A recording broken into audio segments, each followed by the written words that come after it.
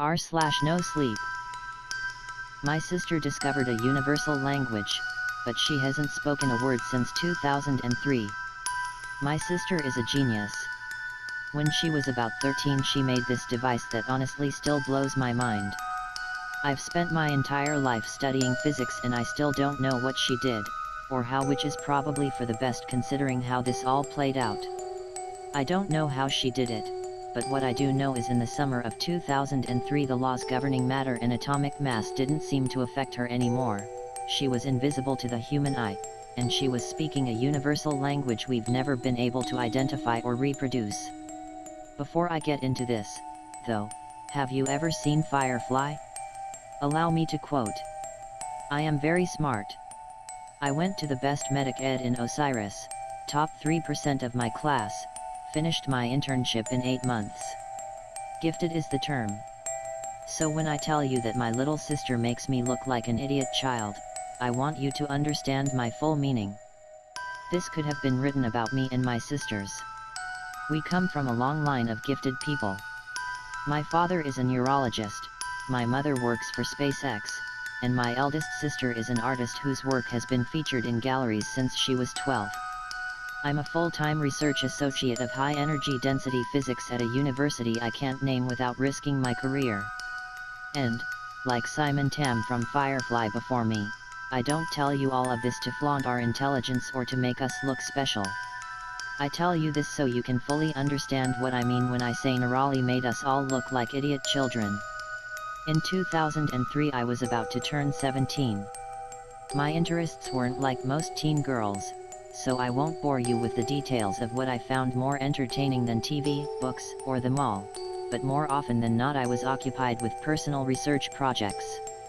The first time Nirali made herself invisible I was in the middle of a research rabbit hole. I was deep into some really heady academic articles when I heard Nirali pipe up behind me. They're wrong, you know. I groaned inwardly. We'd had the knocking talk, but she was still so bad at respecting boundaries. Nirali, what did we say about knocking? Oh, she said, and sounded genuinely surprised. I didn't think about the door. What? I frowned and spun my chair around to look at her. My room was empty. Wait, empty? I looked around briefly before rubbing my eyes, wondering when I'd slept last and already writing the conversation off as an auditory hallucination. Shaking my head, I started to turn back to my computer when I heard her giggle. All right, jerkhole. Where are you? Right here, she giggled, her voice coming from directly in front of me. What the how? Did you hide the speakers again? I stood up, taking a moment to really look around the room. She'd pulled a prank like this before, hiding a complex set of speakers she'd modified to create a confluence of sound she could manipulate. It would sound like someone was anywhere in the room she specified. She'd even made it sound like she was moving around. It was really impressive, especially since she'd only been 10 at the time. This time, though, she'd either gotten much better at hiding the speakers or something else was going on. She giggled again. No speakers. Just me. Okay, just me. But how? I folded my arms, looking in the direction of her disembodied voice. That's going to be hard to explain. That was Nirali for you won't get it. Try me, I said, because I'm stubborn. She did, though, and I didn't. I had the beginnings of a migraine chewing on my right eye by the time she was done. Almost none of it made sense.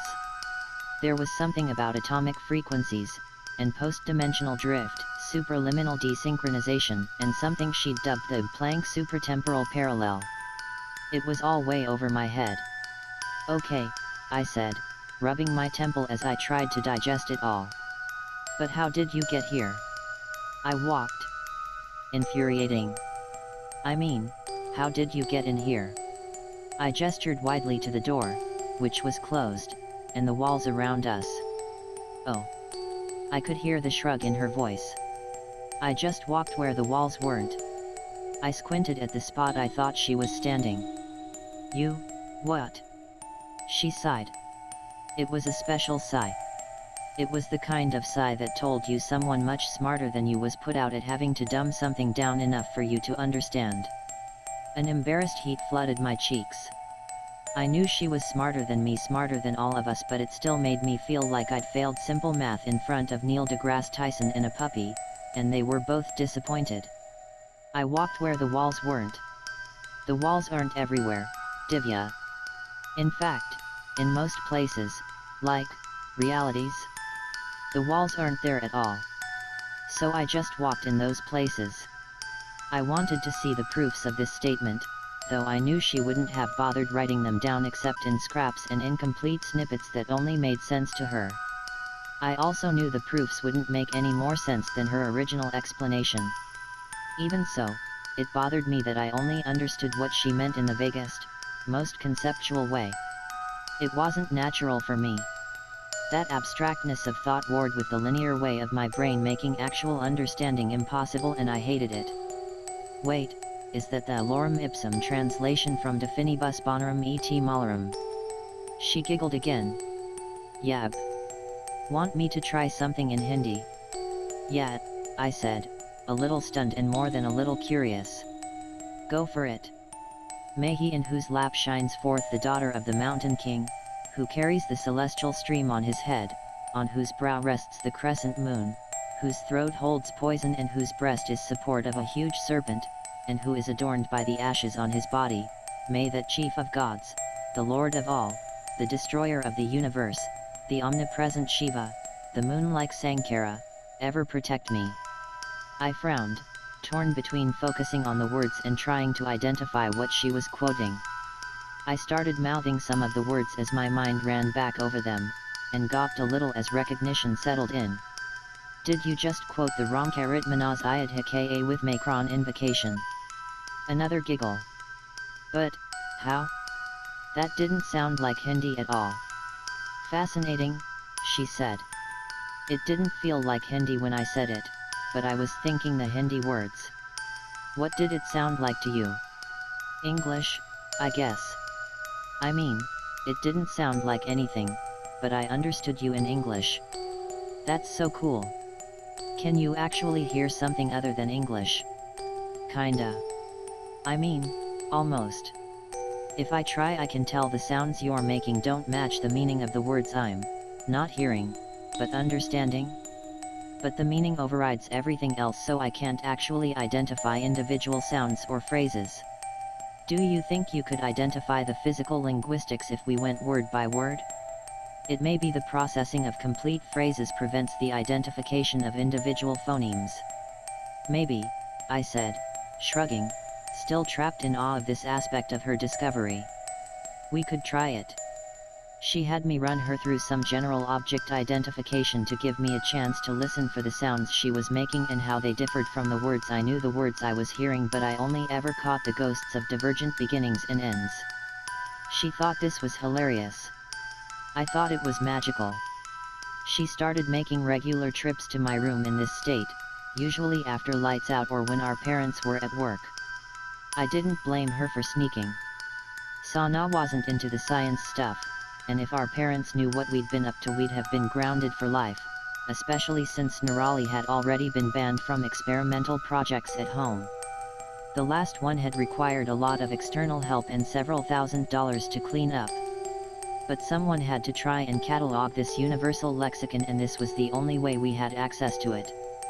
One night, as we lay awake on the floor naming objects, we'd tried making individual sounds before, but without the intent of meaning behind them. There was no divergence.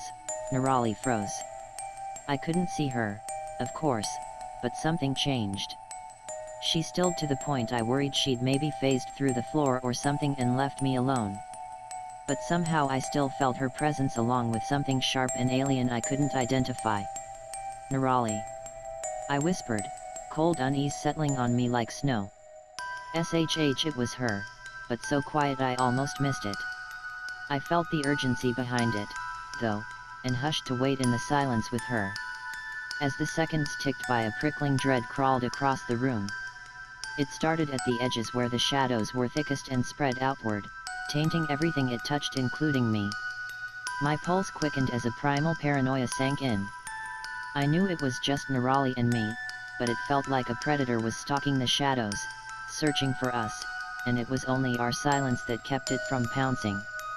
To keep the paranoia at bay, I focused on the warm red readout of the clock above my desk. The slowly changing numbers were soothing and hypnotic. They dulled the edges of my fear until, at some point between midnight and 2 a.m., I fell asleep.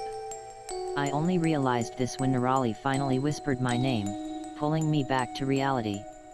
"Divya, wake up."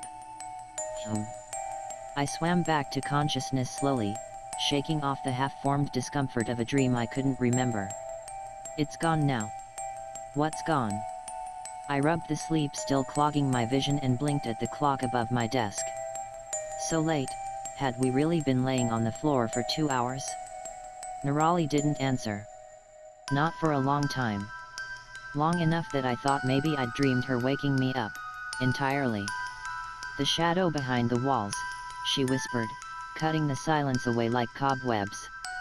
There was a weight to her words I couldn't describe that tickled the primal centers of my brain again, an ancient urge calling to me, telling me to hide. "They, what?" I croaked, propping myself up on my elbows, but Nirali was gone. Not just quiet. There was a difference in the room when she left, and I could always sense it. Even if she didn't say she was going. A few minutes later she was at my bedroom door actually knocking.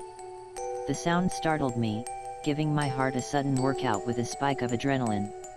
I snuck over to the door to let her in, too keenly aware of the night around me and jumping at shadows I suddenly worried couldn't be trusted. Without a word she slipped past me and crawled into bed, hiding beneath the covers with her knees against the wall and her back to me. I took my cue as it was offered and crawled in behind her, offering myself as protection against the night. Sleep was slow in coming as my body flushed the survival instinct from its veins, but eventually it must have come as the next thing I knew the sun was peeking through the windows and Nirali was watching me sleep. "Divya." Nirali said my name like she was testing it, as if she didn't expect to hear it again. "Yet." "Nothing," she said, curling back under the covers before adding, "Thanks." It was a week before she came to me through the walls again. "I think it's drawn to the language," she said, pulling me out of a dream about superfluid. "What is?" I yawned, oddly comfortable with the resumption of our nightly conversations. "The shadow behind the walls." "What is that?" "I don't know. Something big. Something old. Older than time, maybe." "What's with the sauna talk?" "Older than time." "I don't know, Divya, that's just what it feels like." She was always like this, caught somewhere between science and emotion, like the perfect cross between me and sauna. I think it allowed her to think abstractly enough to escape the box of the known to innovate, while remaining linear enough to build a new box to house her innovations. But sometimes it meant she didn't have the math to back it up. Sometimes it was just a feeling or the hint of a notion, but even then Nirali's feelings were always spot on, even if it took science a few decades to prove it. "All right," I said, accepting that answer. It was odd, I realized then, how a few weeks of exposure to what my mind told me was factually impossible opened me to the flexibility of the possible. I was surprised, too, when I noticed my first instinct wasn't to challenge her or demand proof just because what she said was beyond my experience or immediate comprehension. Instead, I would nod and accept that what she said, what she experienced, was simply truth and the limitations of my understanding couldn't change that. "What does it want?" "I don't know. I don't think it talks. But, I think it listens. And understands." "That's unsettling," I said, shifting under the covers. The superstitious child in me made sure my feet were hidden in the center of the bed because the shadows still couldn't be trusted. She hummed her agreement. "It's not the only thing here, though." A chill surged through me, prompting my heart into a panicked gallop. "What do you mean?" "I mean there are other things. Big things. Old things. Most of them can't see me, I think. I'm not really where they are, same as I'm not really where you are, but they can hear me, Same as you. Are you safe? Nirali was silent. My stomach churned, because I knew it meant something big, and old, and dangerous was near enough to pose a threat. After several minutes passed, she answered. Sometimes. Only sometimes. I sat up, staring at the spot on the floor where she would have been seated. Only sometimes. Then why are we still doing this, Nirali? I wouldn't have agreed if I knew you were in danger. I know, she said quietly. But there's so much here. If I focus on a color, I can experience everything that color has ever been and ever will be. If I think about a time, I'm sitting in what used to be here, or sometimes what will be here, watching a blur of activity that won't happen for another 1,000 years. I've seen cities you can't even begin to imagine, made of glittering bone and glass. Monolithic wonders to shame the gods. Last night I was standing in the center of a black hole. Not a hologram or a simulation, but an actual black hole. Captured, contained, reproduced, harnessed, I don't know what, but it was here, and so was I, and through the black hole I saw so many other universes, all laid out like mirrors into infinity. Nirali, I whispered, both awed and terrified. Had she been experiencing these things every night?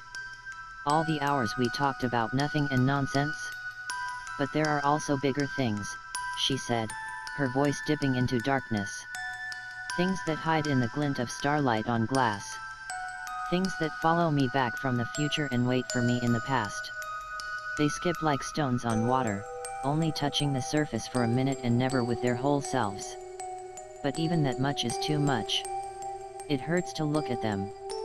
There are too many shapes at once, and all of them are hungry in ways I don't understand. Tears welled in my eyes as I listened to her. It hurt to accept these things as truth. I couldn't understand them or touch them or even experience them myself, but I had to accept they were real, because my sister was invisible. She could pass through matter at will and spoke a universal language to me every night. But accepting all that also meant accepting that my sister spent every night compelled by her own curiosity to go back to this dangerous state again and again, only to be terrified by what waited in between. I'm glad they can't see me, but I don't think that will be true much longer. What? Why? The shadow behind the walls has been in my room all week. I can feel it following me around. It's listening now, but I don't think it will come in your room again. Nay. You have to stop this. I can't, she said, her voice thick with imminent tears. Of course you can. Just come back and we'll destroy whatever you've been using to shift. We can fix this. No, she said, the word wet and bent beneath an anguish no 13-year-old should have known. You don't understand. What could possibly be worth the risk? My heart broke in the silence that stretched between us. An eternity of pain and longing swirled between us, and one final fragile breath spoke of the tears she held back when she found her voice again. I can't speak English anymore. I mean, I can't speak anything but this stupid between language, Divya. I tried and tried all week, but all that comes out now is this ugly mess of gurgles and scrapes and noises I don't recognize, and I'm so scared. I'm so scared, because they can still hear me when I'm out there with you, and out there I'm not invisible. And you, and Sana, and Mom and Dad aren't invisible. And none of us are safe when I'm out there. And the only time I can talk right is when I'm in here, she sobbed. When I'm here with you. My heart turned somersaults in my stomach. I let this happen. I should have stopped her the day she showed me her stupid science-shattering trick. Nay, I whispered, and all I wanted to do was hold her until everything was right. You have to come back. I don't know what we'll do to fix this, but you can't stay there. I know, she said through a heavy veil of tears. I just didn't want to lose you. To lose us. You still have me. But I won't out there. Not like this. I didn't have a good answer for her. We'll find a way to fix it, was all I could say, and we both knew it wasn't enough. We also knew that it had to be, because we didn't have a choice. I felt her presence fade, and a few minutes later there was a quiet knock at my door. Nirali stood on the other side shaking as silent sobs racked her narrow frame. I gathered her up, shutting the door behind her, and together we curled around each other on the floor and cried. We cried until we passed out from exhaustion and woke up long after the sun had risen. I woke to Nirali watching me again and blinked away the haze of tear-stained sleep. Nirali. She nodded, mute, a sadness hanging over her shoulders. Can you? She shook her head. Nothing. She glanced up, looking over me and toward the hall as someone passed by. I could tell a million thoughts were flitting through her head in that moment, most of them conflicting, but after a minute or so a stony resolution had settled in her eyes and she scooted closer, waving for me to do the same. Her mouth was almost against my ear when something unimaginably foul rattled from her lips. A shudder of revulsion rocked through me at the sound of each mangled phoneme. I've never been so disgusted and terrified in my life. I could hear her voice, but it was dripping with caustic venom, dragging over hot coals, buried in the deepest ocean and clawing at the edges of sanity with angry talons. It was wrong. And to this day it was the most vile, viscerally upsetting experience of my life. The words, this language, was never meant to be spoken by man. Science won't support me, but I know in my bones these words have power man wasn't meant to use. And yet, despite my mind rebelling from the mere sound of her voice warped around these hideous words, I still knew what she'd meant as if she'd said it in English.